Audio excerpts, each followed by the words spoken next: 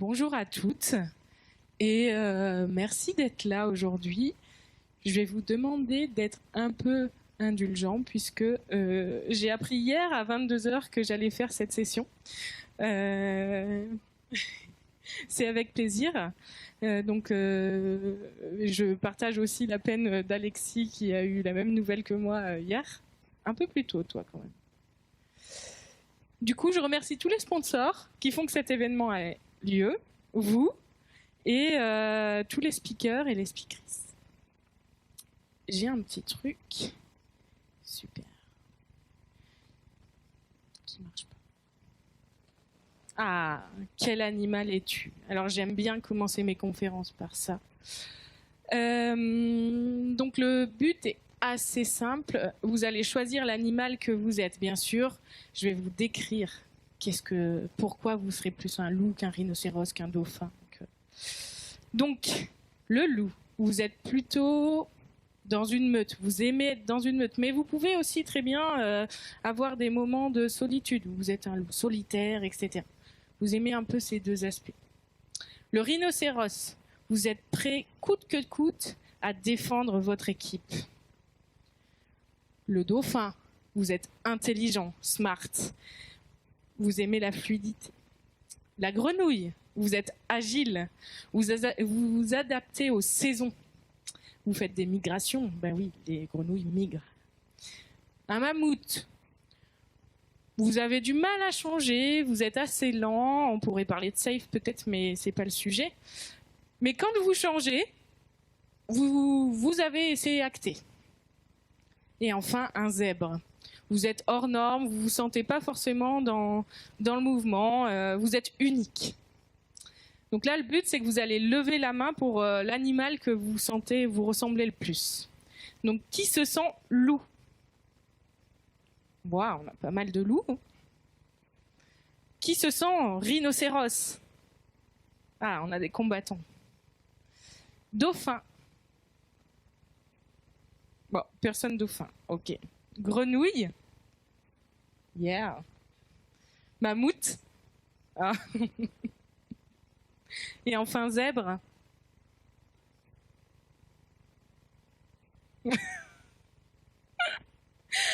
Ok, merci. Donc ça, c'est un petit icebreaker que vous pouvez faire aussi en début de réunion ou en début de rétrospective. Ça marche bien, vous savez un peu l'état d'esprit, puis vous en apprenez un peu plus sur les gens aussi, grâce à ça, mine de rien. Mince. Donc là, je vais vous présenter Scrum Mater. Alors, Scrum Mater, attention, c'est un format qui est un peu différent. Il ne va pas y avoir de diapo comme dans une conférence classique, donc je préfère le dire. Je vais vous en fait lire une histoire pendant que vous verrez une image de la planète. Et bien sûr, demain il y a le forum ouvert. Je vais utiliser la loi de la mobilité universelle. J'ai changé rien que pour Alexis. C'est-à-dire que si vous n'êtes pas en train d'apprendre ou si vous n'apportez rien, je ne vous en voudrais pas. Vous pouvez aller boire un café, vous pouvez aller dans une autre conférence. Je ne vous en tiendrai pas du tout rigueur. Au contraire, je veux que vous passiez un bon moment. Voilà. Donc vous allez voir cette image.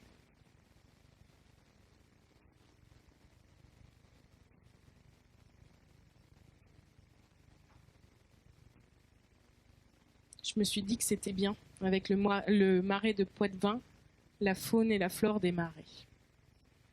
Je vais donc vous lire une histoire documentée, et je vais essayer de tenir le micro en même temps que je lis.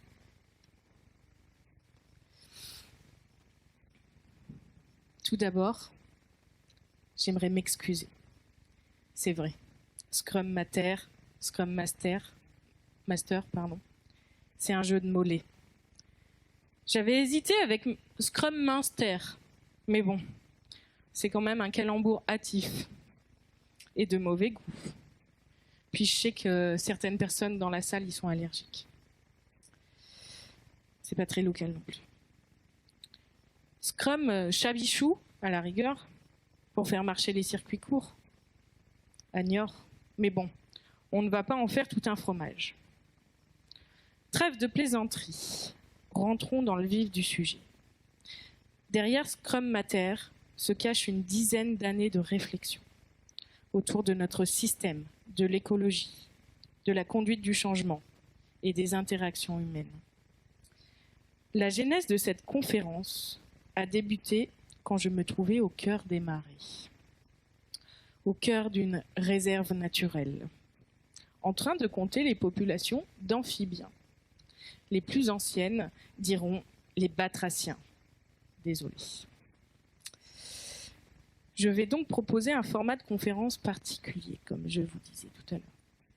J'ai fait le choix d'avoir pas de support visuel. Et je vais poser ce truc qui m'embête. Et juste une photographie de la Terre. Je vais solliciter votre muscle de l'écoute. L'écoute d'un conte est un exercice que nous pratiquons depuis notre enfance et que nous abandonnons au fur et à mesure. Je vais donc solliciter tout ça chez vous et conter l'histoire de notre Terre, de ma Terre. Notre planète vue par l'œil de Marmotte, alias Charline, ou l'inverse, je ne sais plus. Ancienne chargée d'études scientifiques, ingénieure écologue, phytosociologue, ça claque quand même, botaniste. La liste est longue pour décrire les postes dans lesquels elle travaillait, Marmotte. Écologue, une dénomination pour différencier le métier de l'engagement politique d'un écologiste. Logique. Ainsi, vous pouvez être un écologue écologiste, ce qui arrive souvent, juste écologiste ou juste écologue, ou encore ni l'un ni l'autre. Durant ces expériences, elle constatait avec effroi les chutes des populations, même des espèces les plus communes, et ce dans des milieux où celles-ci sont censées être préservées et valorisées. Travaillant dans des tourbières, ces endroits humides et hostiles, de prime abord, regorgent en vérité de trésors insoupçonnés. Des espèces magnifiques, colorées, comme des papillons graciles et légers. Malheureusement, les niveaux de notre or bleu ne faisaient que descendre. Et les pourtours de ces zones devenaient et deviennent toujours envahis par des espèces exotiques qui empiètent sur l'habitat des espèces dites endémiques. Le désespoir ne faisait qu'emplir le cœur de Marmotte. Car agir rapidement pour préserver une zone qui permet aux êtres vivants de s'épanouir dans un écosystème sain est une aventure tumultueuse, parsemée de milliards de papiers administratifs et en suivant un plan de gestion avec des objectifs sur 5, 10 ou encore 20 ans. 20 ans. Le manifeste à l'envers, le suivi d'un plan plus que l'adaptation au changement. La réalisation de ces documents presque exhaustifs de gestion s'étale sur des années. Et une fois leur validation terminée, les prérogatives et la documentation deviennent obsolètes par rapport au milieu à préserver. À cela se rajoutait le nombre de postes très faibles qui se libéraient en dépit du fait que la préservation de notre environnement est primordiale. Encore le manifeste à l'envers. Une documentation exhaustive plus qu'une solution fonctionnelle. C'était donc une marmotte démunie qui ne savait pas comment changer les choses rapidement. Oui, l'impatience de sa jeunesse. Je vous rassure, elle est toujours jeune et impatiente. C'est juste qu'elle l'est depuis un peu plus longtemps. À l'époque, avec une certaine forme de pugnacité et de fougue, elle a tenté de convaincre. En vain. Ô sainte déesse de l'accompagnement et de la transformation et du changement, pardonnez-lui ses erreurs. Elle a péché, des grenouilles. Elle a péché car elle a jugé. Elle a essayé de changer le monde qui l'entourait sans essayer de le comprendre. Tant d'énergie dépensée pour un résultat quasi nul, voire contre-productif. Elle a même réussi à braquer des personnes en tentant de les changer. Marmotte comprit vite que le changement venait d'abord de soi, de notre fort intérieur. Elle a donc arrêté sa courte carrière de militante et elle s'est prostrée dans son terrier pendant un petit moment. Pour ceux et celles qui ont fait un peu de process communication, Marmotte reste quand même persévérante. Lors de sa prostration, la petite Marmotte a ressassé sans cesse que le secteur professionnel de l'écologie était totalement bouché. Cette écologie qui préserve, qui valorise, qui conserve, et aussi cette écologie qui sensibilise le grand public. Les emplois, ils sont encore précaires, et les employés enchaînent CDD sur CDD, d'un bout de la France à l'autre. Le salaire est très faible par rapport aux compétences demandées. Et lorsqu'un CDI est dégoté, les collègues restaient accrochés tels une moule à leur rocher. Les situations étaient donc parfois rocambolesques. 3 directeurs pouvaient s'enchaîner, des burn-out sur des burn-out. Sans compter tous les collaborateurs et collaboratrices qui partent en surmenage. Car trouver un emploi dans l'écologie, c'est aussi facile que de gravir le Mont Blanc en tongs. Sauf peut-être pour Kylian Jornet. Je suis sûre que vous l'avez pensé. J'espère même que vous l'avez pensé. Marmotte, dans l'écologie, il y a plein d'avenirs, il y a plein de métiers. Vous avez en partie raison. Les secteurs de l'énergie renouvelable, des technologies innovantes, de décarbonisation recrutent. Et je vais être un peu caustique, mais financièrement, ça rapporte. Remplacer une flotte de voitures thermiques par une flotte de voitures électriques, ça fait tourner l'économie du pays ou d'autres pays. Puis, les constructeurs automobiles sont contents. Au final, ils font peu de concessions. Par contre, préserver une zone humide, des niveaux, des rivières ou des prairies de montagne, ça rapporte rien. Enfin, c'est ce qu'on croit. Lors de ces études passionnantes dans la capitale des Alpes, au cœur du campus de l'université Grenoble-Alpes, Marmotte a rencontré des êtres spécialisés dans l'écologie et les écosystèmes. Des scientifiques, pour ainsi dire. Ces chercheurs étaient contraints, pour convaincre les politiques et les secteurs privés, d'utiliser la notion de service écosystémique. Ces services écosystémiques, ce sont les bénéfices que les écosystèmes rendent aux êtres humains. Par exemple, les services de régulation qui aident la filtration des eaux et limitent les inondations ou encore les sécheresses. Tout ça, c'est mesuré par les services écosystémiques.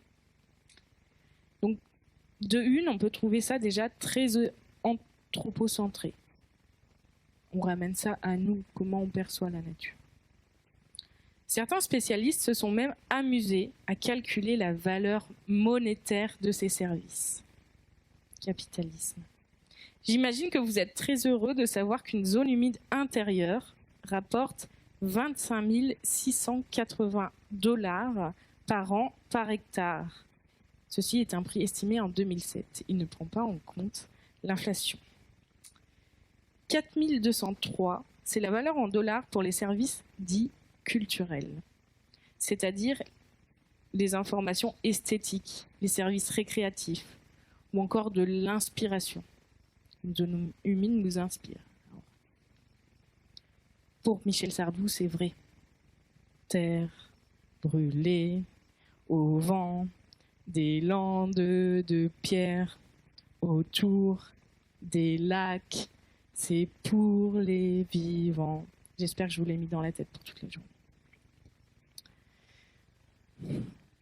Tiens, ça me rappelle ce moment où dans le secteur informatique, j'essayais d'avoir un peu plus de temps pour que l'équipe collabore mieux, communique et construise ensemble. Maintenant, je sais que 5 minutes par employé, ça coûte plus de 4 000 € sur une année. Tandis que Charline, tu comprends, la sérénité, ça se mesure pas, puis comment on fait puis les collaborateurs, ils ont qu'à suivre le processus. C'est clair ? Encore le manifeste à l'envers. Les processus et les outils plus que les interactions et les individus. Ce monde ne tourne pas rond. Bon, vous l'aurez compris, je ne suis pas forcément favorable à chiffrer la sérénité ou le bien-être des équipes pour établir des argumentaires. Car l'humain, l'écologie, ça n'est pas une valeur monétaire. Après seulement quelques années, Marmotte a fini épuisette. Et elle s'est pervertie dans l'informatique, et plus précisément pour devenir SM. On en parle de la perversion. Il faut dire que les agilistes, vous êtes fort sympathiques, accueillants, ouverts, humanistes. Surtout les Niortais et les Niortaises.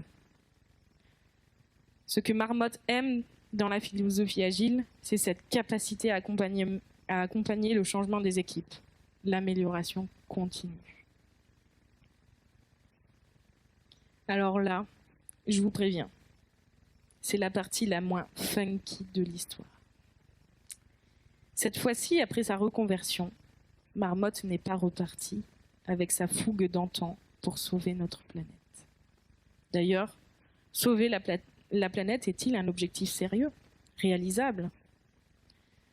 Elle a donc tout d'abord cherché à comprendre pourquoi la prise de conscience et les changements de comportement étaient si longs, que ce soit au niveau du gouvernement, des entreprises, ou même de manière individuelle, en dépit du fait que les scientifiques avaient tiré la sonnette d'alarme depuis de nombreuses années. 1978. Pendant que Claude François chantait « Alexandrie, Alexandra », des scientifiques montraient déjà que le système abusait des écosystèmes. Mais à l'époque, ils étaient taxés de marginaux, de beatniks, ou encore des hippies. Les clichés avaient la vie dure, 10 ans après mai 68. Marmotte a creusé alors du côté du cerveau humain. Et elle est tombée sur un psychologue nommé Daniel Gilbert. Rien à voir avec Madame Daniel Gilbert, très ou trop proche de notre ancien président Valéry Giscard d'Estaing. Ce spécialiste de la psychologie humaine a creusé du côté de nos anciens réseaux synaptiques pour savoir qu'est-ce qui pousse l'être humain à agir rapidement face à un danger. Pour décrire ça, il utilise l'acronyme PAIN. Ça fait peur. Bon, là c'est le moment le plus stressant pour moi, parce que je dois parler anglais et j'ai un accent horrible. P pour personal. Les fans de Dépêche Mode auront chanté Personal Jesus. Vous aurez tout un répertoire dans la tête pour toute la journée. Personnel donc, pour réagir face à un danger. Il faut que ça vous touche, vous ou vos proches, très directement. Abrupt pour abrupt. Il faut que ce soit un changement assez brutal ou soudain de notre environnement. I pour immoral, contraire à l'éthique ou carrément répugnant. Et N pour now, maintenant, doit se produire tout de suite.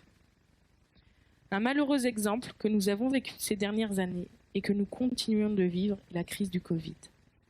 Médiatiquement et mondialement couverte, continuellement, les gouvernements ont réussi à confiner presque tout le monde entier en un temps record. Des mesures ont déjà été prises, des lois proposées.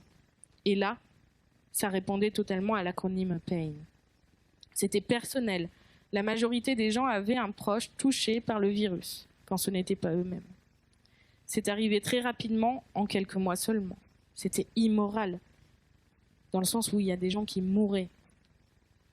La santé publique était très affectée. Et enfin, ça se passait tout de suite sous nos yeux. Un jour, lors d'un voyage dans le pays de Brassens, pour un Agile Games France, Marmotte discutait de la pertinence d'amener les méthodes agiles dans une équipe qui n'en a pas besoin, ou qui n'en ressent pas le besoin. Dans les différents récits qu'elle a écoutés sagement, l'agilité est plus pertinente suite à un événement difficile qui a conduit l'équipe à se poser des questions. Donc un besoin imminent de réagir face à des événements impactant négativement l'équipe. Je veux bien sûr pas comparer l'importance d'agir pour notre planète et l'agilité, mais surtout comprendre pourquoi les gens décident de changer individuellement et aussi collectivement. Sommes-nous donc obligés de subir une crise quasiment mortelle pour agir? Sommes-nous programmés génétiquement pour attendre un moment de danger tellement proche qu'on décide à ce moment-là? Doit-on attendre d'être au pied du mur pour prendre conscience? Pendant que Charline surfait tranquillement sur la toile, elle est tombée sur une image terrible qui a fait le tour du monde.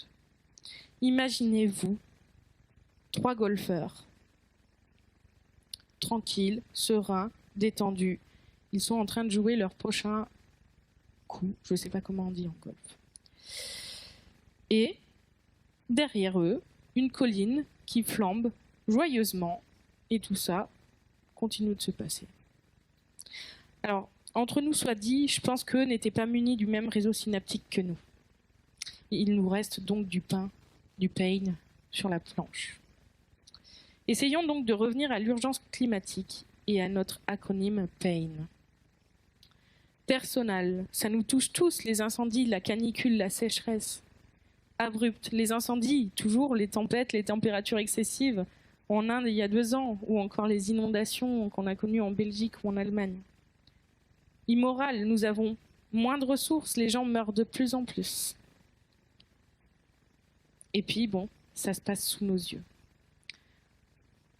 Et puis comment faire cette conférence sans vous parler du rapport du GIEC? Enfin, il y en a 3. Je vous conseille de regarder d'abord, si vous ne l'avez pas lu, les infographies à ce sujet-là. C'est quand même plus facile et plus digeste. Ou faire des fresques du climat, de la biodiversité, du numérique. Ou encore de regarder sur les médias spécialisés. Je pense à Bon Pote, des choses comme ça. Je vous partage tout de même quelques éléments que nous subissons et nous allons subir prochainement. 9 millions de personnes meurent chaque année dans le monde à cause de la pollution. Les crises alimentaires et de l'eau, notamment dans les pays en voie de développement, sont de plus en plus présentes. Les menaces d'existence en raison d'inondations et d'incendies de forêt ne font qu'augmenter. La situation sanitaire est instable et il existe une prolifération des maladies. La liste est longue.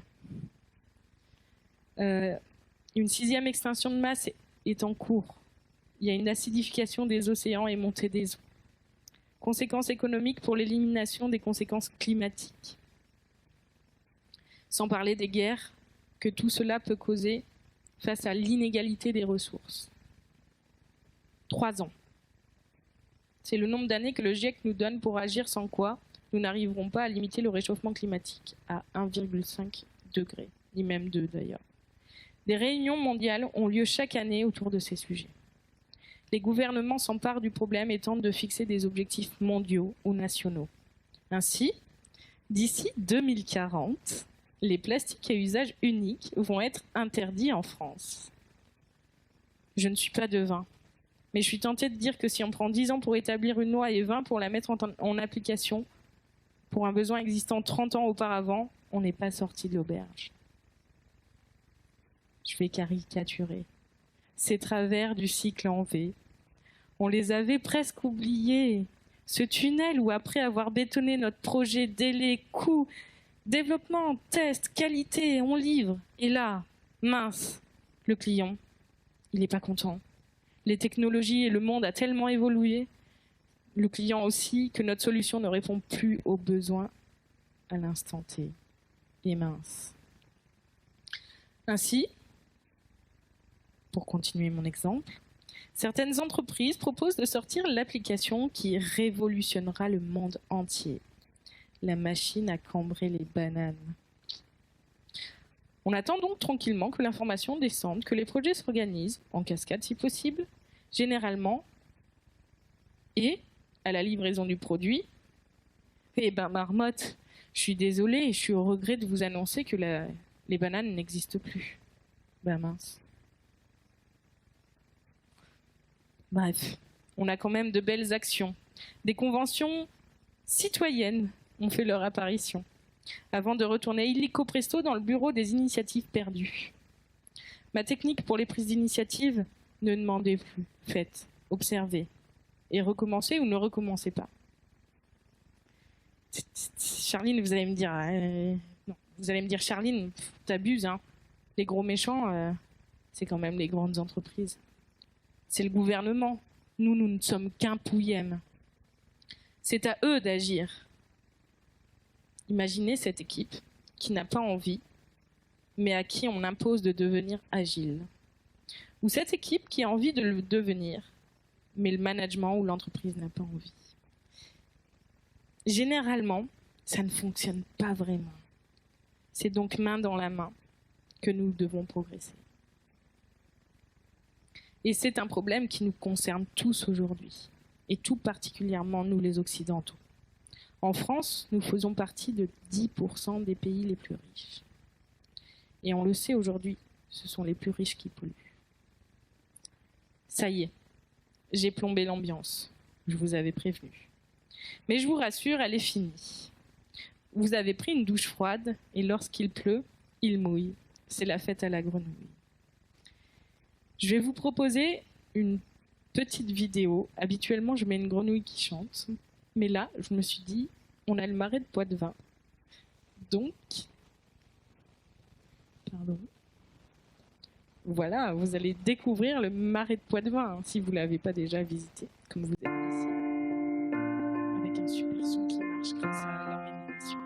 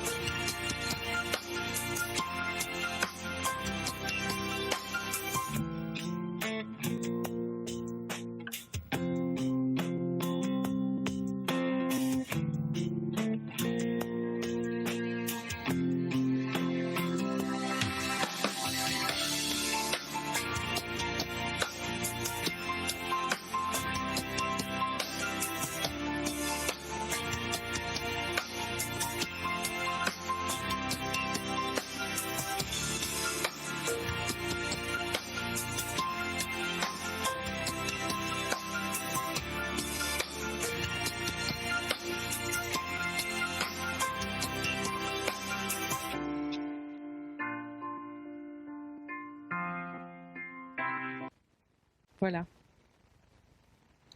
Pour ceux qui viennent d'ailleurs, il y en a dans cette salle, au moins ils ont fait une petite visite, avec peut-être du soleil, j'ai vu. Maintenant, je vais vous parler de conduite du changement. Et si on creuse un peu l'étymologie d'agilité, on retrouve en latin agere. Agere veut dire agir. L'agilité serait donc un outil puissant pour changer face à l'urgence climatique. Scrum, ce que j'aime chez elle ou chez lui, je ne sais pas. C'est sa capacité à s'adapter à la vitesse et aux besoins de l'équipe, mais aussi à son fonctionnement presque horizontal, sans hiérarchie, pour apporter de la valeur au client. Ah, cette hiérarchie. On aime ça, nous les humains. D'ailleurs, notre vision de la nature et des écosystèmes est très pyramidale. Et ça n'a rien à voir avec ce que vous avez de pire au fond de la bouche. D'ailleurs, par rapport au monde qui nous entoure, on parle de la vision anthropocentrique. Nous sommes à la tête de tous les écosystèmes et pire que tout, nous sommes persuadés que notre intervention est nécessaire pour la pérennité et le bon fonctionnement de ceux-ci. Vous les voyez là, ce chef à la tête de son organisation, persuadé de savoir ce qu'il y a de mieux pour son équipe. L'inverse, c'est la vision biocentrique, où l'être humain est au même niveau que les autres espèces. Un type d'organisation que vous allez retrouver dans les entreprises libérées ou à énergie positive. Comme la méthode agile, ça a l'air de marcher, j'ai réfléchi à comment mettre l'agilité au service de l'environnement, histoire de répondre aux besoins de notre planète. Avant de vous parler d'éléments plus concrets, je voulais vous rassurer. Nous avons tous nos paradoxes, tous et toutes nos paradoxes. Il se peut que vous mangiez végétarien, mais qu'à côté de ça, vous rouliez toujours en voiture, et vice-versa pour un collègue. Prenez le temps de discuter avec lui d'ailleurs sur ses choix, comment il arrive à venir tous les jours en vélo. Franchement, Alexis, tu fais 15 km de vélo tous les jours pour aller travailler, comment tu fais? T'as le droit de pas me répondre. Bref. Et quand un de vos collègues vous annonce je suis végétarien, je mange plus de viande depuis 10 ans, si vous vous sentez braqué, rien qu'à cette phrase, réfléchissez pourquoi. Pourquoi ça vous braque? Faites en sorte que votre transformation ait du sens, que vous et les individus qui vous entourent évoluent à un rythme soutenable. Ne devenez pas végétarien d'un jour à l'autre si vous adorez la viande. Enfin, ça pourrait être compliqué et au final, ça pourrait vous braquer plus qu'autre chose. N'ayez non plus pas peur de l'échec, de revenir en arrière, de faire des rétrospectives, même tout seul, même dans votre famille, même en équipe. Des phases d'introspection. Je vous partage cette image que j'affectionne tant. Imaginez 2 échelles côte à côte, dont les espaces entre les crans sont plus ou moins petits sur la première et très grands sur la deuxième. En haut, c'est votre objectif. Il y en a un où vous allez avoir énormément de difficultés à atteindre le premier palier. Et ça va vous demander énormément d'énergie. Le deuxième, où il y a des petits paliers plus petits, vous y allez progressivement. Peut-être que vous n'aurez pas les mêmes résultats que le premier palier, mais vous allez atteindre votre objectif sans vous écrouler de fatigue.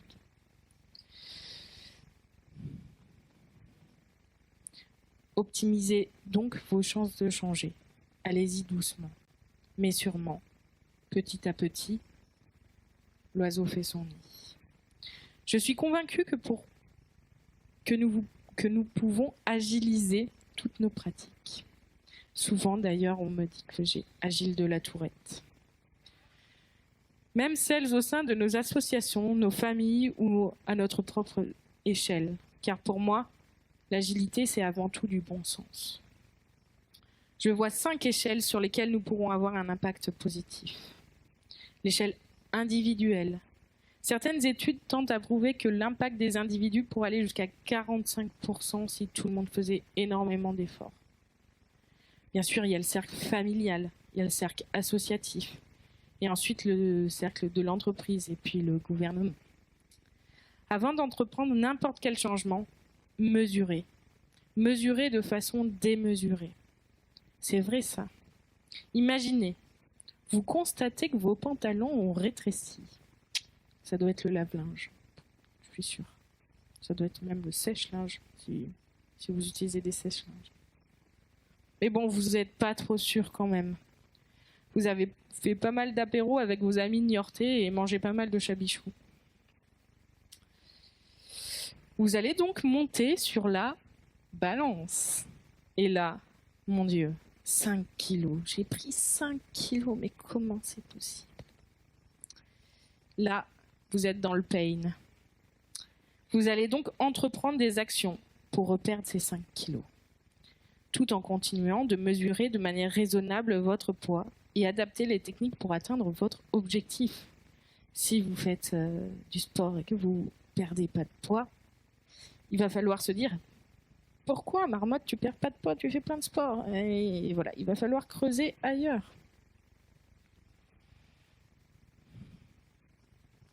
Des outils de mesure, il en existe plein aujourd'hui.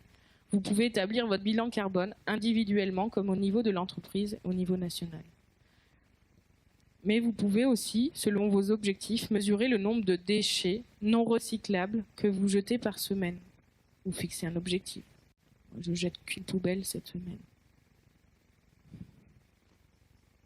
Ou encore le nombre de kilomètres en voiture que vous faites toutes les 2 semaines. Pareil. Toutes les 2 semaines. Ça, c'est important. Mesurer sur une échelle de temps, si possible courte, afin d'être réactif si ne vous répondez pas à l'objectif. Comme ça, vous pouvez réajuster. L'objectif final serait de consommer à l'échelle de l'individu seulement 2 tonnes de carbone par an. 2 tonnes de carbone. Pour information, la création d'un écran plus un PC fixe, c'est 450 kg de CO2. Donc déjà un quart. Vous achetez un écran plus un PC fixe, vous avez consommé un quart de votre bilan sur l'année. C'est l'équivalent de plus de 300 repas végétariens. Bon, je vous déconseille de manger votre écran. Tiens, j'ai une question, d'ailleurs. Il vaut mieux arrêter de prendre la voiture ou avoir un régime végétarien? Vous savez? Par quoi commencer? Qu'est-ce qui apporte le plus de valeur? Quoi de plus frustrant que de fournir des efforts mal placés? Par exemple, ce moment où tu développes une super fonctionnalité, mais en fait le client n'est pas satisfait, car ce n'est pas ce à quoi il s'attendait. Ah, les clients. Vraiment, ils ne savent jamais ce qu'ils veulent. C'est pour éviter ça que les PO existent, les Product Owners. Ce PO qui doit jongler entre apporter de la valeur au client tout en considérant la dette technique, et je vais m'hasarder sur un autre terrain, la dette humaine, ce que l'équipe est capable humainement de fournir. Oui, car elle peut avoir les compétences et les capacités, mais c'est le moment inapproprié pour tout type de raison. Cette dernière notion est importante pour le parallèle que je vais faire, car oui, il y a une réponse à cette première question, viande ou voiture. Mais cela aussi va dépendre de votre kilométrage tous les jours, etc. Mais ça va aussi dépendre de ce que vous êtes capable de faire humainement. La réponse factuelle serait d'arrêter de manger de la viande rouge, et encore, ça change régulièrement dans les chiffres et ça dépend des études.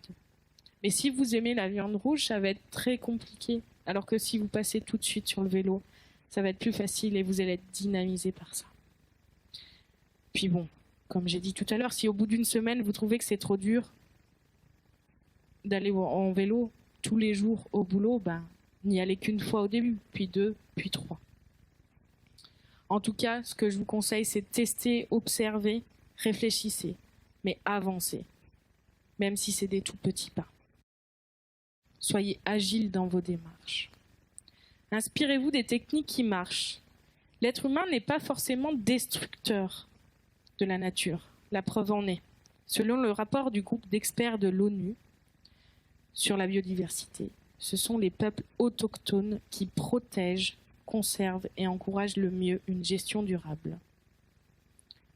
Et ce sont aussi eux qui en dépendent le plus directement. Je vais donc vous livrer quelques techniques, telles une Scrum Master aguerrie, pourrait utiliser pour faire avancer le schmilblick. En écologie, et surtout dans les bureaux d'études, ceux qui font les états des lieux et conseillent si des organismes doivent construire ou pas sur un terrain, sur une zone humide, ils utilisent la méthode ERC, à combiner avec la méthode Bisou qu'on verra plus tard. E comme éviter à tout prix les atteintes à l'environnement. R comme réduire les impacts si les atteintes sont inévitables. Et C enfin comme compenser s'il y a des destructions d'un écosystème. Ce dernier point, il me chagrine un peu. Il est intéressant. Il consiste à reconstruire carrément une nouvelle zone humide, par exemple si vous en détruisez une. Ce qui a été constaté sur le terrain, c'est que reconstruire quelque chose ne devient pas fonctionnel. Il y a des études qui sont menées sur ces écosystèmes et on ne retrouve pas des espèces qui étaient dans les zones humides avant, etc. Donc, plutôt, essayez les 2 premières, éviter ou réduire. Pour continuer avec les méthodologies avec des R dedans, je vais vous parler brièvement de la méthodologie des 5 R. Refuser, réduire, réutiliser, recycler ou rendre à la nature. Je vous laisserai creuser. Je vous partagerai plus tard mes sources. Oui, ma bibliographie. Pardon. À cela s'ajoute le fait de coder plus proprement. Laisser du temps aux équipes. Aujourd'hui, on demande aux équipes de coder tout vite, etc. Mais laisser du temps aux équipes de faire du code propre, d'optimiser. Avant, on avait des langages où c'était très difficile, il fallait optimiser les mémoires. Enfin, je pense à C, je pense à... Voilà. Donc, éviter les obéciciels par confort de mémoire, coder comme à l'époque d'avant, à l'époque des disquettes. Ne changez pas de PC tous les 5 ans. Installez Linux. Je prêche pour ma paroisse. Faites durer au maximum vos outils. Aujourd'hui, on sait que c'est, comme je vous ai dit tout à l'heure, c'est la fabrication qui coûte le plus. Plus globalement, et là vous avez une méthode qui s'appelle la méthode Bijou, facile à retenir, pour vous questionner sur les achats que vous faites. Et ça peut être pareil à l'échelle d'une équipe, à l'échelle d'une entreprise. Est-ce que B comme besoin, à quel besoin cet achat répond-il ? Est-ce que j'ai besoin de cette nouvelle machine qui fait cuire les œufs en même temps qu'elle fait cuire les asperges ? Non, j'ai pas besoin de ça. I comme immédiat. Puis j'attends quelques jours avant de me décider. Alors ça, c'est très intéressant. Je l'ai testé, c'est-à-dire que vous êtes sur l'achat compulsif de je sais pas quoi. Vous dites, il me faut tout de suite, il me faut tout de suite. Et là, vous vous forcez à attendre quelques jours. Si au bout de quelques jours, vous ne l'achetez pas, c'était que c'était vraiment pas nécessaire. S comme semblable. Ai-je déjà un objet qui a cette utilité ? Je parlais de cuire mes œufs. Je pense qu'avec ma casserole et de l'eau, je suis capable de le faire. Mais c'est peut-être être optimiste. O comme origine. Quelle est l'origine de ce produit ? Plus il vient de loin, plus il va polluer. Et U, on re-questionne un peu l'utilité, mais cet objet U comme utile. Cet objet va-t-il m'apporter un confort primordial ? Dans vos entreprises, intégrez progressivement des bonnes pratiques. Par exemple, sur chaque sprint ou itération, ajoutez une pratique en faveur de l'environnement. Un petit truc tout simple. Qu'elle concerne le code, l'équipe, l'entreprise, le café. Faites un tour aussi du côté du Green IT. Formez vos équipes. Faites des séminaires en pleine nature. Des one-to-one dehors. Pas hier, nous avons parlé d'agilité en nous baladant dans les rues.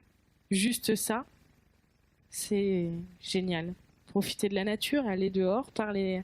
Plus on est proche de la nature, moins vous allez prendre des décisions qui sont éloignées d'elle, comme les peuples autochtones.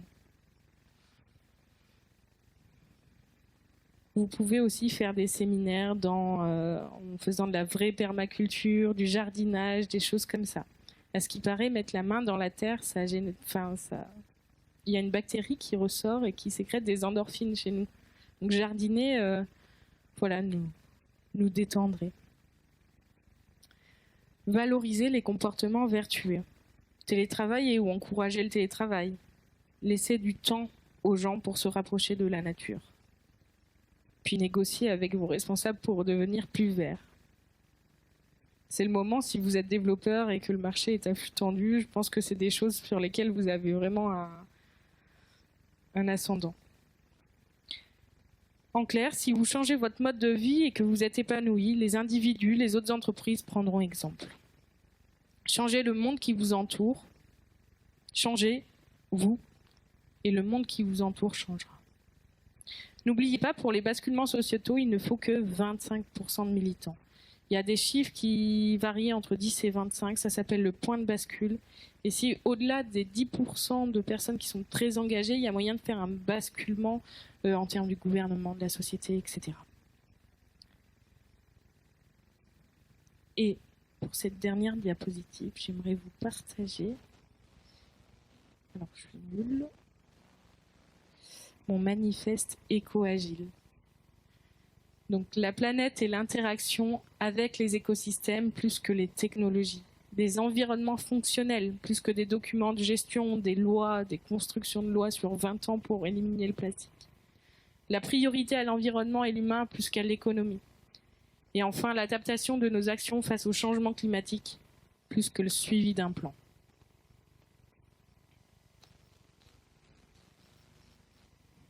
Merci.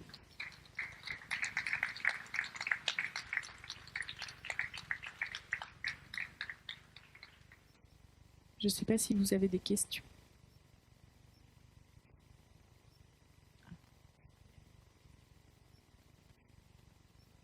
J'ai un micro aussi, il y a des questions. Généralement, il y a... Ah si, j'allais dire, généralement, il y a pas trop de questions là-dessus.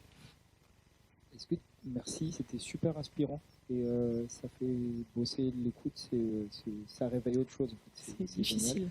Est-ce que tu pourrais rappeler les 5 critères? Oui. Alors, tu as refusé. Donc, tu refuses tout ce qui... En premier, tu peux refuser tout ce qui est potentiellement polluant, ou etc. Ensuite, tu as réduire, un peu comme ERC. Tu réduis progressivement parce que tu sais que tu vas polluer, donc tu vas essayer de réduire ça. Genre, je sais pas, tu prends la voiture sur 500 km, tu vas peut-être faire 250 km. Pardon Yann. Réutiliser, éviter d'acheter des choses à chaque fois, ça revient avec la méthode bisou, mais essayez de réutiliser ce que vous avez déjà chez vous. Recycler, bien sûr. Et enfin, rendre à la nature, c'est-à-dire tout ce qu'on peut rendre à la nature en vient. Et tu trouves très facilement sur Internet. Voilà. Est-ce qu'il y a d'autres questions?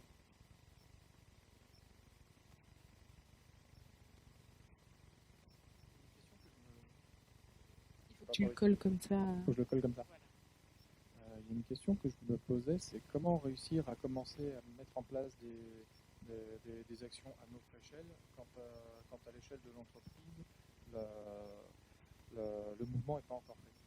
Enfin, je pose la question parce que typiquement, nous, on est en train, dans nos équipes, de mettre en place de l'agilité à l'échelle alors que notre client est encore en cycle en vie. C'est ce que j'essaye de dire et je vais essayer de pas répondre de manière radicale, mais dans tout ce que j'ai vécu, au niveau de l'équipe, vous pouvez faire des choses sans forcément le dire, sans forcément le demander, commencer à faire et ça, vous allez montrer l'exemple. Alors ça marche pas tout le temps, hein, mais de mon expérience, c'est plus à chaque fois que j'ai demandé faire des choses en faveur de l'écologie, on m'a toujours dit non. Par contre, quand je les ai fait au niveau de l'équipe sans demander ni rien, ah bah tiens, on a changé de café, ah bah tiens, on a changé de machin, etc. Bah ça s'est fait. Alors le café, c'est un tout petit exemple, mais voilà, progressivement quoi. Ça, je pense qu'on est sur la bonne voie. Aujourd'hui, vous êtes nombreux.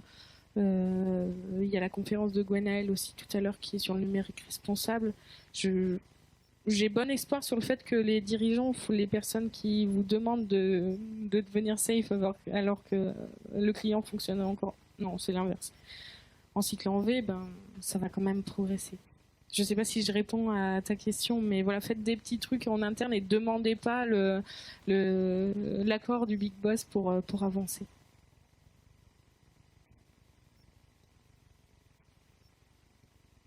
Merci beaucoup, Charline. Avec plaisir.